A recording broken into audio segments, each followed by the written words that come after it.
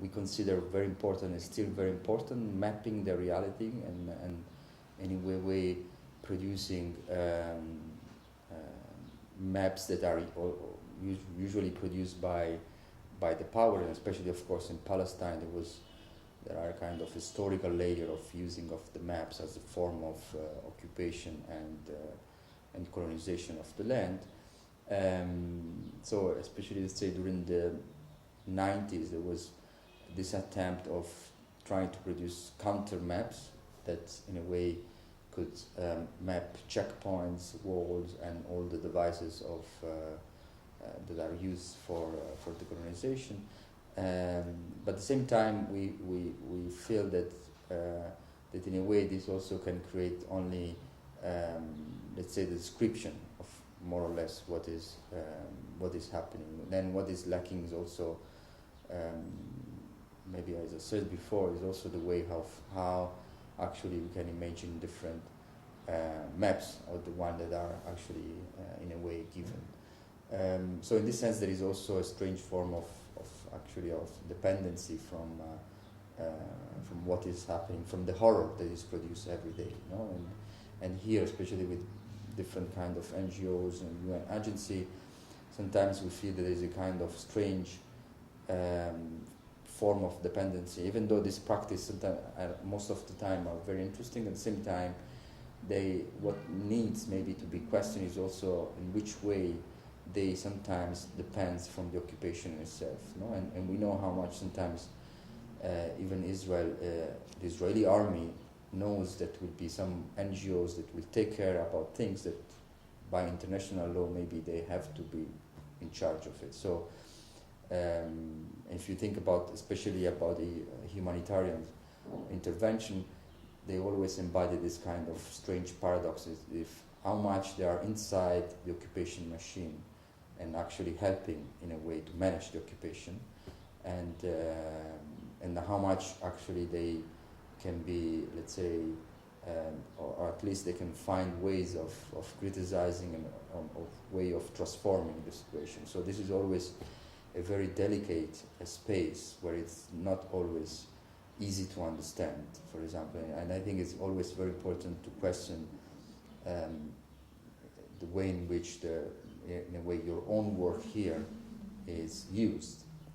And the map again is kind of sometimes clear example of how, for example, some NGOs mapped very carefully about the different division of the West Bank, and actually the different ways of in which Palestinians were also trying to resist. And this is, of course, is also very good information from the military perspective, no? And knowing very well about the Palestinian population, it allowed them actually to control them even more strongly. So in every kind of form of production of knowledge, I think then should be questioned how this knowledge is used. So I don't believe that in a way, just thinking that if you are part of an NGO or UN agency or whatever, your project has a goodwill, this means that imply that what you are doing is good for the people that are living here.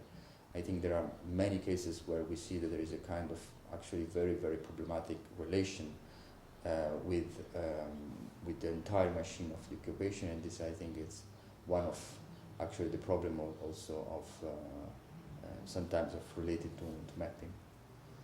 It's important you never feel in a position where you can perceive yourself as 100% safe, no? That you think, this is the position that allowed me always to be, let's say, clearly, no? In a kind of antagonist way, in this case to the power of the Israeli occupation. I think what we try always to be aware of is that the structure of power is always changing, and this is true. I mean, it's not only here, but it's also in every situation that the power is always trying to adapt itself and trying to include in different ways the different actors and trying to, in this case, to neutralize them. And I think what is important also we have also to keep changing in a way, and because of course if we are all staying the same means that sooner or later the power will include us in this structure. And I think this is something that, for example, at least will help people to always think and not to be dependent, for example. No? I feel that sometimes there is this dependencies of this humanitarian intervention that I don't know if, if all this crisis will end. Maybe some people will be disappointed, no? Because you say, now, what is about my organization and what is about my, what I'm doing? For example, in our case, for the specific project of decolonizing architecture, we are imagining something that is not given, that, for example, is the reuse of Israeli colonies, no? And if then there will be a real evacuation, I think we don't have to be part of this process, no? And this is also, in a way, it gives us a certain freedom, no? Of imagining now something that is, most of the people are not actually imagining, because it's not, they will say this is not reality, so, we have to be busy with all this real different things, no? This is something that is a projection of the future, so nobody is considering things as a crucial. But in Gaza, for example, it was totally a mess because people were not prepared to imagine this. And at the same time, when this is going to happen, we don't have to be there necessarily. No? For us, it's much more interesting to be now here and bringing the problem in the public discussion, because it's not discussed. But when this problem will be discussed, we don't have to be there anymore. No? So we have maybe to move to something else that at the moment, as it is now, the discussion about the right of return or the reuse of the settlements are completely marginalized. So these are things that, at least for us, it's important to discuss, because it's not part of the mainstream discussion. And the moment they will be part of the mainstream discussion is, I think we won't be there, and it's not necessary anymore. No?